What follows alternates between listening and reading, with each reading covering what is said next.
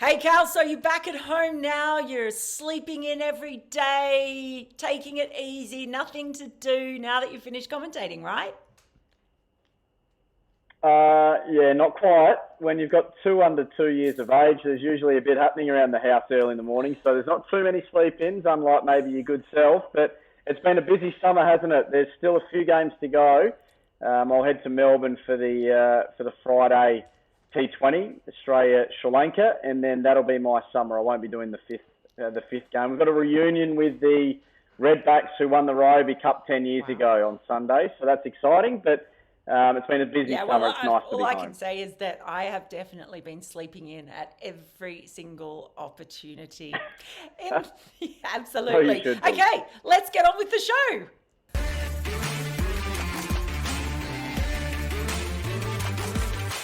Hello, everyone, and welcome to Timed Out for Sporting News with me, Melinda Farrell, and Callum Ferguson, here to talk about the world of cricket. First up today, and we'll see if we can do this in our 3 minutes allotted time. Cal is Yeah, Singapore's Tim David. I would like to stress that Tim David. yeah. Base price of 75,000 goes for 1.5 around 1.5 million Australian dollars. What a payday that is for Singapore's Tim David. Quite incredible. Look, to be honest, from my point of view, I'm surprised it got quite that high, but not surprised it was, up around a million. I thought that might have been around where he might have got to because his form has been absolutely extraordinary at the PSL. His form in the Big Bash continued to improve again this season. Again, batting in that finishing role, really tough job. Did it really well. Took his side to some really big totals along with Ben McDermott at different stages. He just has the ability to do so much damage in such a short period of time. And I think the fact that he's young and on the rise would have been really attractive for a lot of these teams, particularly the Mumbai Indians, who have a history of picking and sticking over a long period of time, much like the Chennai Super Kings. They pick and stick and they create continuity amongst the squad, which leaves them in great positions to be successful. So it's not a huge surprise to me that he went for a big number. 1.53 though, I think even would have surprised him. It's really exciting having played with him at the PSL for the Lahore Kalandars. It's just so exciting. He's a great young man and he's got a huge future ahead of him. At this stage, still a Singapore international. I dare say in the near future he'll be an Australian international, but we'll wait and Well, see on that yeah, one. that's interesting because obviously there's a T20 World Cup coming up in Australia. I'm not sure how Yeah. quickly you can change. Obviously, he's grown up in Perth, and so he's been around in Australia for a long time. He has an Australian accent for whatever that counts. Yeah. More of an Australian accent than Josh Inglis does. So, that's an interesting one. Yeah. Yeah, I think in the PSL, it was always interesting, the IPL auction, because it's so focused on specific types of players, whether teams after left-hander, Yes. right-hander, top, middle, balancing the Yes. overseas players. So it can seem quite impenetrable. But, Yeah. and there's always a recency bias as well. So obviously the PSL has played a Yeah. part. What role do you see him? Because he can sort of bat in different places as well. And where would you see him if he was to switch allegiances to Australia and play? Where would you see him playing in the current lineup?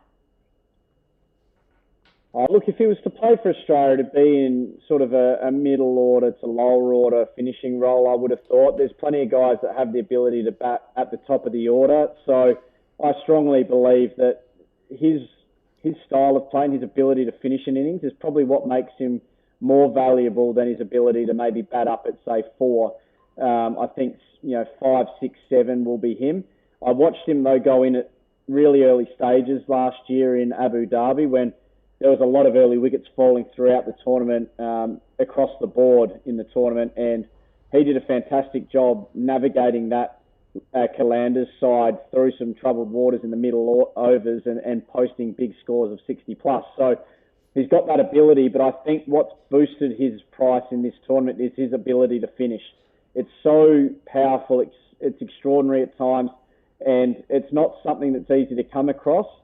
So that's why he's gone for such an extraordinary number. And in this Australian side, I think he'd fit in nicely. Wadey would be able to bat a little bit higher, I think, and you'd be able to find a spot for him probably in and around Marcus Stoinis one way or the other. I just feel like he's got the ability to win a game from nowhere, and that's what we'd all look for in that middle to lower order. There you go. So aside from Singapore's Tim David, was there anything else amongst the actual Australians in there that surprised you? A few people not getting picked up, like Adam Zampa? Yeah, look, there are a few that surprised. Adam Zampa was one for mine. I thought that his numbers, over the last 2 or 3 years are outrageous, and he is probably stiff to miss out. I think it's just literally on the back of the fact that there's been, such a strong contingent of Indian spinners coming through the ranks. So I think that's made it really difficult for him getting a spot. As you mentioned before, they do really look for specific roles within the teams, and when there's so many Indian spinners around, it makes it tough for the Australian spinners and international spinners. Kane Richardson was an interesting one for mine as well. He didn't draw any attention this year. I feel like, I'm starting to wonder whether the players that left the IPL last year early were perhaps not looked upon favourably on the back of that, which, I'm not sure that's necessarily fair, but it's certainly, potentially something that the Indian franchises may not have looked on favourably. And it's unfortunate for a number of the players within the Australian ranks that haven't been picked up, that, there wasn't a spot for them and they've missed out. But, it's not something you'll hear the franchises come out publicly and state. I wouldn't have thought. No, I absolutely don't. I remember talking to one or two of those players as well, and they, at the time, and they were quite aware that it could actually affect their chances in the IPL in the future. So that was a decision that they made.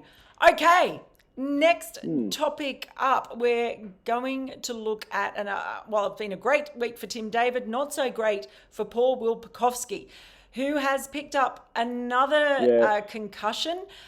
We're up to number 11 now, possibly. And I think it's worth pointing out, too, that I know when a lot of people, when I tweeted about it on Twitter, were saying, poor technique.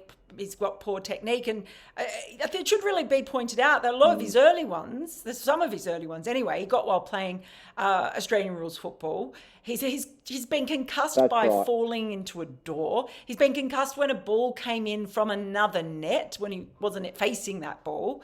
And now this one is with when they were sort of playing a warm-up game of soccer with a volleyball. So it says perhaps more about his susceptibility now and the cumulative effect of having that many concussions.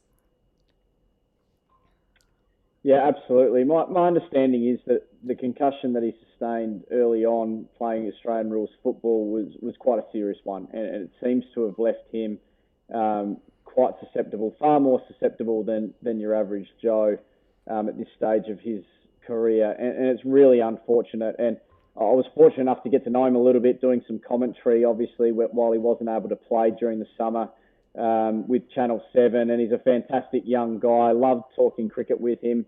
And he's got such a great cricket mind at a young age. I really do hope that he can make it back to playing again at some point. But you've got to start to wonder at what stage do you say, look, we've got to look to the long term here, the long-term health. How does that look for him? And only the experts and he will know what's the best course going forward. But certainly that's a real concern now. What's the long-term effect of these 11 concussions?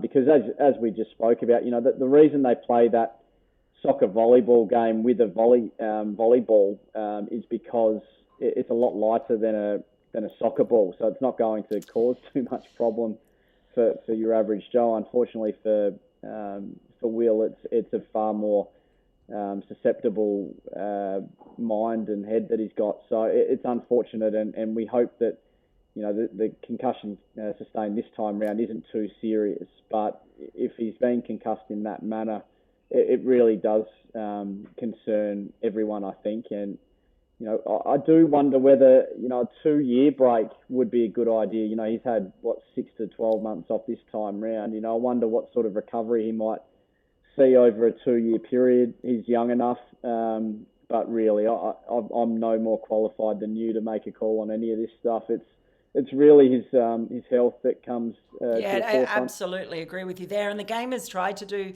obviously, with concussion subs and coming into the game, they are taking it more seriously. And yeah, I mean, we all just hope that he's going to be okay health-wise first, and he'd be a big loss to cricket because he's a brilliant batter. And you just, you hope that it's not, maybe it's not just an either or situation as far as you either give it up or you don't. So hopefully they're able to explore all of those options. And yeah, we certainly wish him the best because he is a great talent. Absolutely. Okay, next topic up for today. Well, we're in the middle of a series between Australia and Sri Lanka, and Australia have been doing very well, mind you. They've had some really good competition, a competitive Sri Lanka side, which after the T20 World Cup does not surprise me at all. So it's been great to see them out here. But interesting, there's a few interesting things going on there, certainly from an Australian side. One of them, Ashton Agar opening the batting with Aaron Finch dropping down. Do you read much into that? Perhaps that everyone in the setup feels as though he's stiff not to be playing at the moment, just on the basis of his form over the last few years for the Australian team. He missed out in the World Cup on the back of what was best for the team from a balance standpoint. I was surprised to see him open the batting. I wasn't, maybe they were thinking they needed a left-right combination at the top, potentially, and he is a very talented ball striker. It wouldn't surprise me if he made a success out of opening the batting, albeit you'd want to see him get more than just one opportunity. Hopefully he gets the next couple of games to prove his worth. But you do wonder what was behind the Aaron Finch slide down to 3. He hasn't been in the best form over the last 12, 18 months. He's a superstar. We know that. His record is outrageous. He's fantastic talent and ball striker and a great leader. But certainly that's a concern, I think, that he's slid down. I wonder if that's a confidence thing, try and find some confidence once maybe the ball's lost its edge and not moving around quite as much early on. I'm not too sure. But it'll be interesting to see what happens over the next 2 games. Certainly great to see, I thought, Daniel Sams get another opportunity. What a talent he is. You only have to look at that catch he took in the outfield. Just the composure and the ability to make great ground and athleticism is huge, especially, his just natural skill with the ball and the bat to do things that others can't.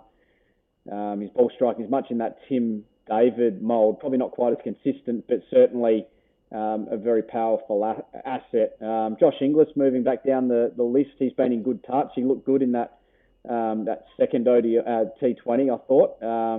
So it was interesting to see such big movement amongst that team around the order. It was, really interesting to see. Ben McDermott made the 50 in the second game and looked good, but he would have been disappointed that in the first 3 games he hasn't gone on and made a bigger score, I think. But there's, Kane Richardson coming back into the lineup and having a man of the match performance in that game. What a performance that was too. So it just shows the depth that Australia have got at the moment. And, I'd be very surprised if they don't go into this T20 World Cup in Australia on home soil. Yeah, and anyone in particular who has impressed you from Sri Lanka? Absolutely. Look, it might be an obvious one, but Pathum Masanka, I've loved watching him play. I called the first 2 T20s for Triple M, and just his composure and his natural ball striking. I feel like he's got a huge future. There's still some improvement to his game, which will help him improve out of sight. I think he'd probably choose up a few more dot balls than you'd like to see. But again, for him to be contributing so strongly in that lineup at such a young age, I think 23 years of age, he's one guy for the future who I'm really excited about. Dasan Shanaka, what a talent he looks like with bat ball in the field. He's been leading the charge, just a fantastic all-round performer. and looks like a great leader for that side going forward. He really excites me, and he could be the one to take this young Sri Lankan side to glory over the next 4 to 5, 6 years. So really excited by those two in particular. Fernando in the first game with the left arm swing, unfortunately ruled out with COVID, but geez, he was exciting. His ability to nail a Yorker with the new ball swinging back into the right-handers, let alone the ability to nail his Yorkers at the death, was absolutely outstanding. And from that point of view, his skills have been better than anyone else's that I've seen in this series so far. The ability to nail the crease line with his length was absolutely phenomenal in that first game. The series has missed a lot in him going out to COVID, but wow, they've got some talent. Yeah, one of my favourite sides to watch in the T20 World Cup. There's, they're just, they're young, they're exciting, and it'll be great for them to get the experience in Australia as well. Of course, before that T20 World Cup. Yeah. Okay, so from the home series, in a couple of weeks' time, we will be just about ready for the first test between Pakistan and Australia, which is unbelievably exciting. I know. It is. It is. It is. It's incredible. It's super exciting. We have had a couple of changes coming in. Unfortunately, Michael Neser. I can't believe it. Michael Neser. Yeah, no. Well, I have to. The cult leader. He's described as a cult hero, a cult figure in some reports, and the actual leader of. I'm a disciple. The actual leader of the cult was Bharat Sundaresan. But so he's going to get a robe so he can be proper cult leader. But so poor Michael Neser has a side strain, and we have got Steckity coming in instead, which I do like because I love saying the word Steckity. Steckity. It's just a. That's a good name. It's a great cricket name. Great commentator's really name. Look, I'm really excited about that inclusion as well. Having faced a fair bit of him over the last 5 to 6 years, he's a guy that's probably gone underrated for too long. But I think over the last few years, he certainly hasn't been underrated, and he's got a great ability to ramp his pace up when he needs to, or when he sees an opportunity. And having seen that for a long period of time, I don't want to overplay it, but it's a bit of Dale Steyn. Dale Steyn used to pick up on an opportunity and a moment in a game and really ramp it up. So Mark Steckerty's ability to do that at a lower level tells me that he's got something, and something that will translate to success at international level, I believe. He just needs an opportunity probably, and we've said that about a lot of fast bowlers over the last 4 or 5 years in Australian cricket, because it's been such a strong area for us. Not many opportunities go around. So, look, I do hope he gets an opportunity at some stage. Now that James Pattinson's not around, we need that backup. We need some depth. Brendan Doggett also being a man on the he's been listed as a potential replacement player. So. Along with Sean Abbott. So the stocks are good in the fast bowling department.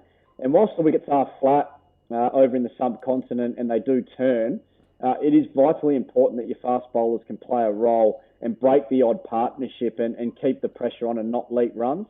And that is something that I think Mark Steckerty does really well. A bit like Scott Boland, they're very good on flat wickets. So I think that's, Mark Steckerty, Sean Abbott, and certainly Brendan Doggett, they've got that skill, and I think that's something that the Australians would like to have up their sleeve. Yeah, and that's one of the exciting things too, isn't it? Because while we do tend to sort of generalise about pitches being a certain sort of thing in the subcontinent, there are differences too as you go around, and because we haven't seen Australia play, and not many Test teams play back in Pakistan since cricket started back there. That's good. That's right. Yeah.